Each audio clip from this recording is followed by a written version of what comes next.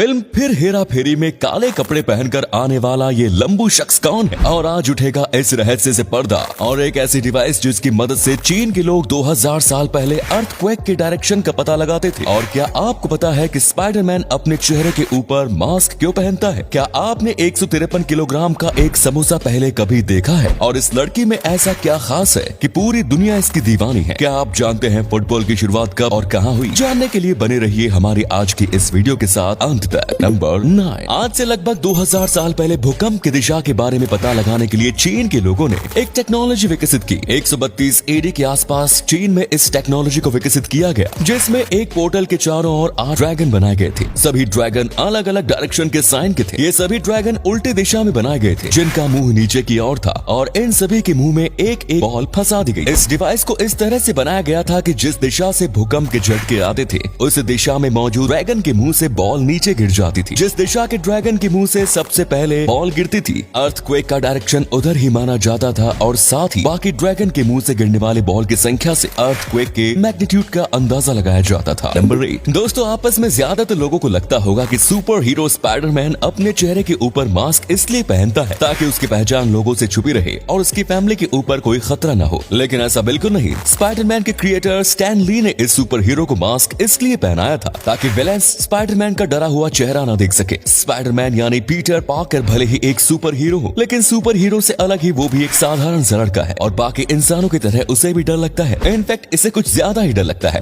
तो इसी डर को छुपाने के लिए स्पाइडरमैन मास्क पहनता है। नंबर 7। दोस्तों, आप एक बार में कितने समोसे खा सकते हैं? एक नॉर्मल बंदा आमतौर पर 2 से 3 समोसे तो खा ही जाता है, लेकिन आज हम आपको एक ऐसे समोसे के बारे में बताने जा रहे हैं जिस एक समोसे को पूरा खानदान मिलकर भी पूरा नहीं खा सकता, क्योंकि इस एक समोसे का वजन है 150 किलोग्राम से भी ज्यादा। 2017 में ब्रिटेन की एक चैरिटी संस्था मुस्लिम एड यूके चैरिटी ने दुनिया का सबसे बड़ा समोसा बनाकर एक नया वर्ल्ड रिकॉर्ड बनाया। इस चैरिटी संस्था के द्वारा बनाए गए समोसे का वजन 153.1 किलोग्राम है। इस समोसे को 100 किलोग्राम आलू और 50 किलोग्राम मैदे की मदद से बनाया गया और इसे पकाने में 15 घंटे लगे। इस एक समोसे को पकाने के बाद इसे शहर के बेघर लोगों के बीच बांट दिया गया। आपको बता दें कि ये चैरिटी संस्था भूखे और बेसहारा लोगों को खाना खिलाने का ही काम करती है। नंबर 6। हम इंसानों को अपनी जिंदगी में भले ही 2 बार ही दांत निकलते हों, लेकिन आपको जानकर हैरानी होगी कि दुनिया में एक ऐसा जीव है जिसके दांत पूरी जिंदगी में 2 या 10 बार नहीं बल्कि पूरे 50 बार निकलते हैं। ये जीव है मगरमच्छ। बचपन से लेकर मृत्यु तक मगरमच्छ के दांत 50 बार निकल सकते हैं। कभी किसी वजह से इसका कोई दांत भी टूट जाता है तो फिर उस जगह पर नए दांत निकल आते हैं। पुराने दांत टूटने के बाद मगरमच्छ को नए दांत निकलने के लिए ज्यादा इंतजार भी नहीं करना पड़ता, क्योंकि सभी पुराने दांत के नीचे स्मॉल रिप्लेसमेंट ऑलरेडी तैयार रहता है और दांत टूटते ही रिप्लेसमेंट तेजी से ग्रो करके पुराने दांत की जगह ले लेता है। नंबर 5। कटप्पा ने बाहुबली को क्यों मारा? इस सवाल का जवाब तो हमें फिल्म के दूसरे पार्ट के रिलीज होने के बाद ही मिल गया, लेकिन फिल्म फिर हेरा फेरी में काले कपड़े पहनकर आने वाला ये लंबू शख्स कौन था? इस सवाल का जवाब अब तक नहीं मिल सका,